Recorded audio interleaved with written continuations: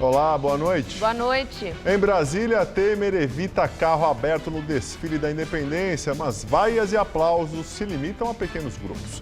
Aqui em São Paulo, manifestantes contrários ao presidente Temer voltam às ruas. Ato termina sem incidentes. Procuradores da Lava Jato querem saber se Lula podia ficar com presentes que recebeu e que foram apreendidos em março. E Fernando Henrique coloca em dúvida a versão de Lula sobre sítio e triplex e afirma que há o risco de Lula ser preso. Você acompanha essas e outras notícias após o intervalo. Até já. O Brasil é a pátria braço forte. Desde pequenos, enfrentamos grandes marés para alcançar nossos sonhos. A natação provou que nasci para superar obstáculos. Porque brasileiro sabe que sem sacrifício não há vitória. Os desafios se tornam mais fáceis quando lembro que não estou só. Que a cada abraçada que dou, milhões de brasileiros dão outra. Juntos somos uma legião de campeões. Juntos somos todos Brasil. Acesse brasil2016.gov.br e conheça as ações para os Jogos Rio 2016. 120 mil crianças estão fora das creches na cidade de São Paulo. Uma administração que não cuida das suas crianças não merece a sua confiança. Precisamos mudar São Paulo para melhor. Vote Pepe, 11888. Sabe aquele sentimento que a gente tem que nada vai mudar? Que os políticos sempre falam e nada acontece? Eu também tinha. Escolhi fazer a diferença eu mesmo. Com garra e coragem eu mudei a minha história e juntos vamos mudar a de São Paulo também. Tami Miranda, 11.000. Quem tem paixão por comunicação sabe muito bem qual faculdade escolher. Aquela que prioriza a formação ética e humanística, sem deixar de lado vivência e experiência. Porque não basta estar preparado para o mercado. É preciso estar pronto para a vida. Se você quer se formar e transformar o mundo, faça Casper Libero. Vestibular 2017. Inscrições abertas. Faculdade Casper Libero. Paixão por comunicação. Problema difícil se enfrenta falando a verdade. Cartão de plástico igual ao do SUS não adianta sem remédio médico. E o tal corujão, que tira pessoas da fila do dia para colocar na fila da madrugada. É desumano, não dá para brincar com a vida das pessoas. São Paulo precisa ter na prefeitura alguém com coragem para falar a verdade, que mude o que precisa ser mudado, mas com respeito e sem ilusão.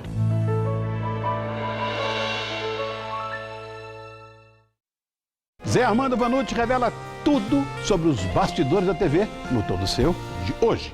Trabalhando na Santa Casa por mais de 20 anos, conheci de perto a necessidade da população. Aprendi que fazer o bem faz bem. Vote Ayrton Lopes, 15111.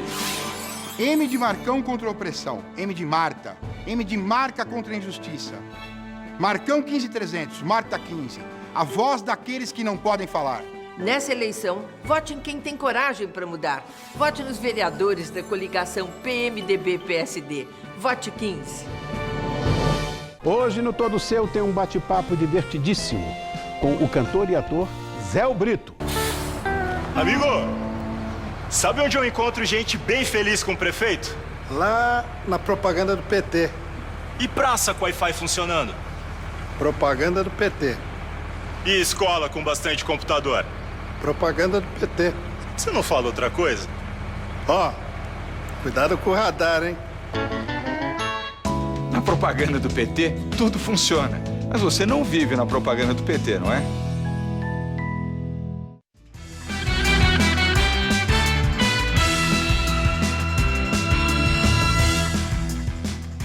Aqui em São Paulo, o protesto contra o governo Temer chega ao fim sem violência. Não foram registrados atos de vandalismo e nem repressão da Polícia Militar. A manifestação começou por volta das 2 da tarde. A concentração foi na Praça da Sé, no centro de São Paulo. A exemplo de outros atos contra o presidente Michel Temer, o grupo também pediu a convocação imediata de eleições presidenciais. A manifestação, em pleno feriado da Independência, foi organizada pela internet e atraiu estudantes, integrantes de movimentos sociais e famílias, que gritavam palavras de ordem contra a polícia militar e os atos de violência dos últimos protestos. O grupo subiu pela Avenida Brigadeiro Luiz Antônio, bloqueando o trânsito. Na Avenida Paulista, o ato cresceu com a participação de pessoas que aproveitavam a via fechada para o lazer, como aos domingos. Houve uma primeira parada no MASP, depois outra em frente ao escritório da Presidência da República, na esquina com a Rua Augusta. A polícia fez um cordão de isolamento para proteger o prédio, mas não houve nenhum ato de vandalismo. Pela Rua da Consolação, o ato seguiu para o centro. Por volta das 6h30 da tarde, os manifestantes chegaram à Praça da República, onde encerraram o ato na Avenida Ipiranga. O grupo convocou a próxima manifestação para amanhã, às 5 da tarde, no Largo da Batata, na zona oeste de São Paulo. Sob vaias e aplausos, presidente Michel Temer participa do desfile de 7 de setembro em Brasília. Michel Temer dispensou o tradicional Rolls Royce e chegou em carro fechado. Ele também abriu mão de usar a faixa presidencial. Temer estava acompanhado da primeira-dama, Marcela, e foi recebido pelo governador do Distrito Federal, Rodrigo Hollenberg, e pelo ministro da Defesa, Raul Jungmann. Temer acompanhou o desfile de um palanque onde estavam outras autoridades, entre elas o presidente do STF, ministro Ricardo Lewandowski, e o presidente da Câmara, Rodrigo Maia. Assim que Temer foi anunciado, parte do público de uma das arquibancadas gritou "Fora Temer" e "golpista".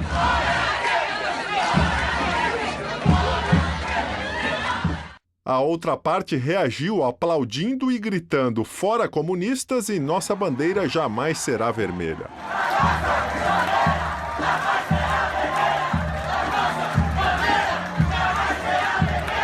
Esta foi a primeira aparição pública de Temer desde que foi empossado na semana passada. De acordo com a assessoria da presidência, o público das arquibancadas era formado por convidados do Palácio do Planalto. Também houve protestos contra o governo Temer em outras cidades pelo Brasil. Atos foram registrados em pelo menos 19 estados e no Distrito Federal. A maioria das manifestações foi organizada por movimentos sociais, estudantis e sindicais. E muitas delas foram também contra o deputado afastado Eduardo Cunha. O desfile de 7 de setembro também aconteceu aqui em São Paulo, no sambódromo do AMB. O desfile começou às 9h30 da manhã, com a execução do hino nacional.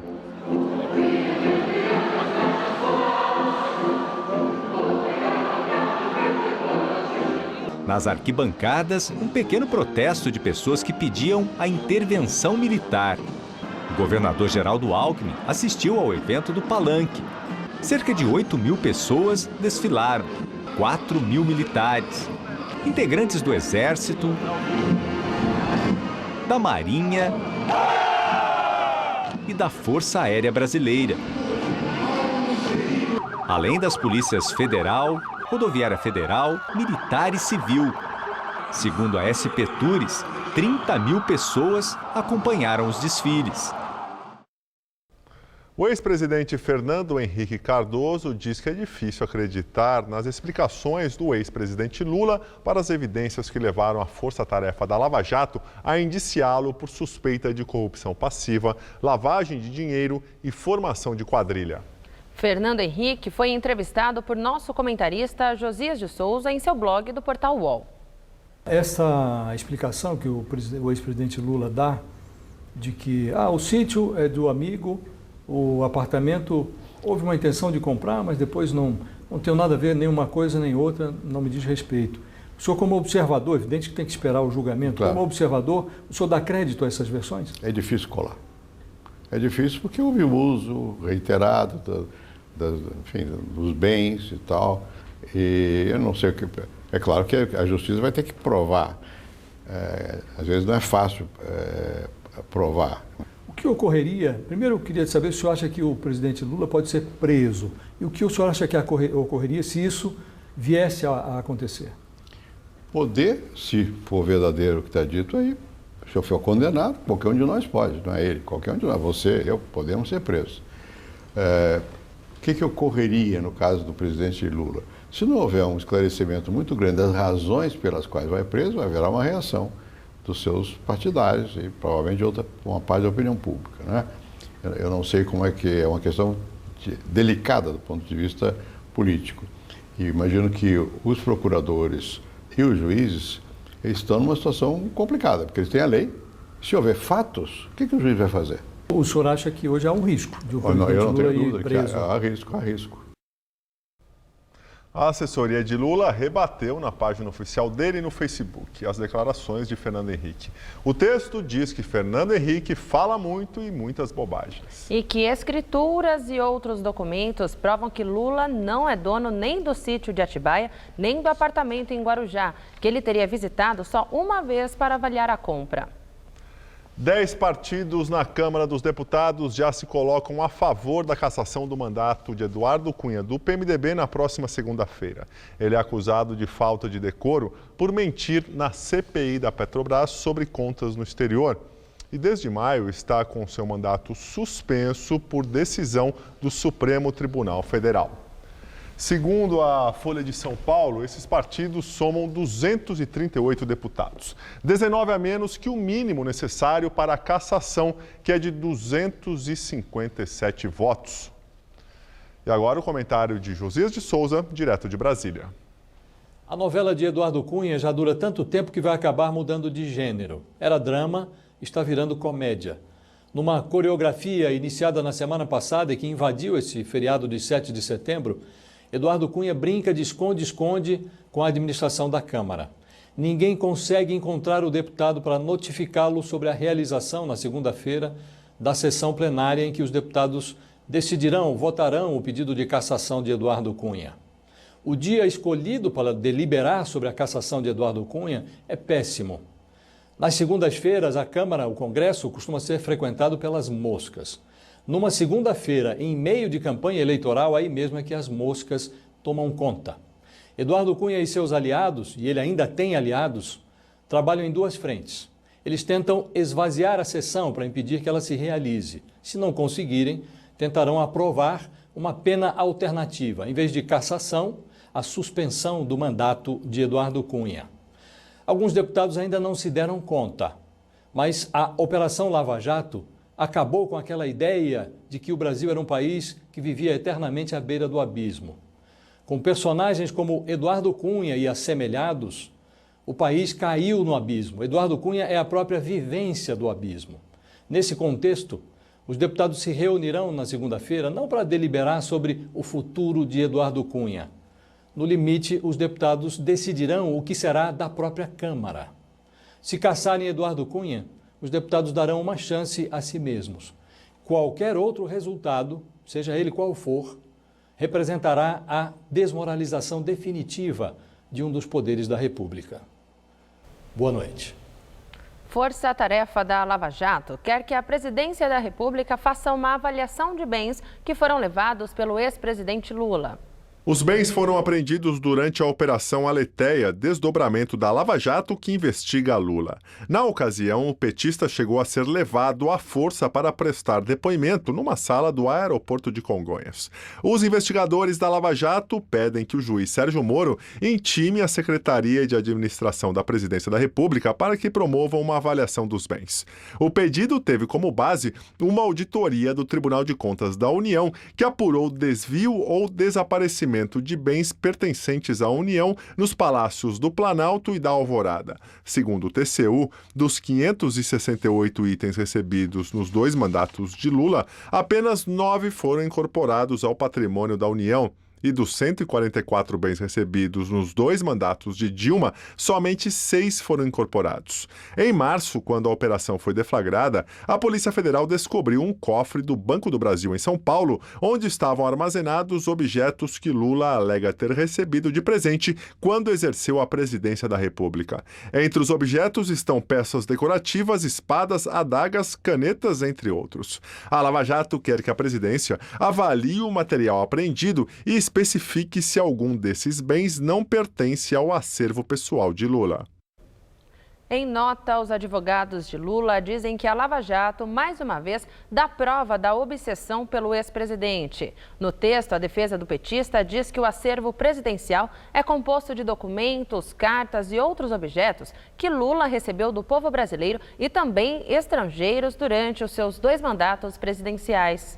E que ao final do último mandato, o ex-presidente recebeu esse acervo catalogado e devidamente verificado e que não há qualquer ligação entre este material e a Justiça Federal de Curitiba e muito menos com a Operação Lava Jato.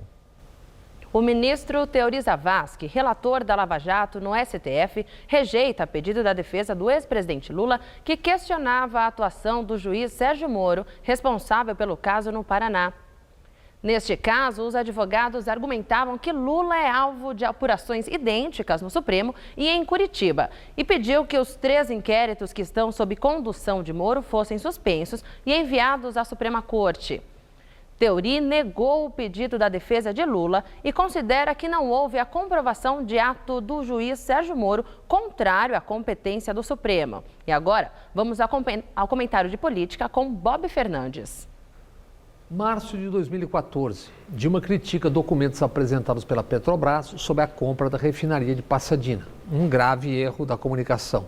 Ao cometê-lo e no ano eleitoral, Dilma atraiu totalmente para si o escândalo da Petrobras e suas futuras consequências políticas.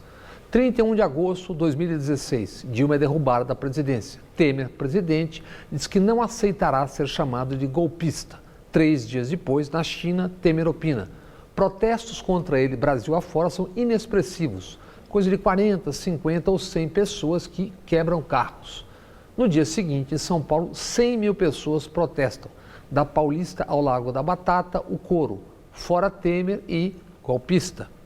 7 de setembro, no desfile em Brasília, novamente o coro: fora Temer, golpista. Eliseu Padilha, chefe da Casa Civil, respondeu ironizando: são 18 pessoas em 18 mil. Padilha comete o mesmo erro dos que menosprezaram atos contra Dilma. Bem informado, o ministro sabe que nesse 7 de setembro aconteceram protestos em 19 estados. Fatos à parte, mais um nessa sequência de erros na comunicação, e isso com apenas uma semana de governo oficial. Em maio, imagens inaugurais do governo levaram a um carimbo, o da misoginia, de um governo só de homens para homens. Na guerrilha da comunicação para massas e nesse contexto, munição para os adversários é a frase bela, recatada e do lar. A revelia do governo, frase essa numa reportagem que definiu Marcela casada com Temer. Pequenos gestos importam e nem o cerimonial da presidência pode se descuidar. No desfile desse 7 de setembro, da saída do carro até a entrada do palanque oficial, Temer esteve sempre 2 passos à frente e não ao lado da mulher, Marcela. Boa noite.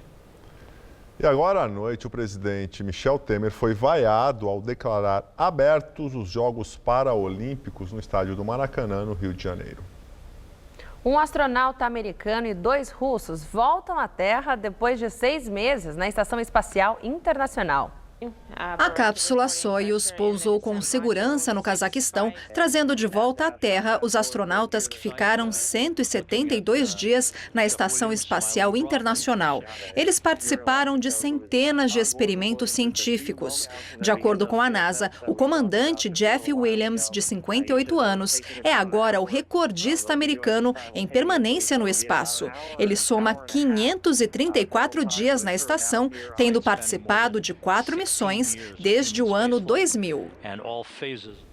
E nós ficamos por aqui. A edição de hoje pode ser vista no site do Jornal da Gazeta. Boa noite, até amanhã, Gabriel. Tchau, Tássia, até amanhã. Muito obrigado pela companhia. Tenha uma ótima noite e fica agora com Rony Von no Todo Seu. Até amanhã.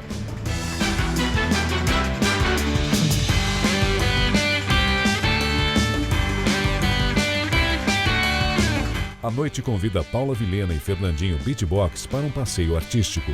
Logo mais, 11h30 da noite. Assista agora, Todo Seu.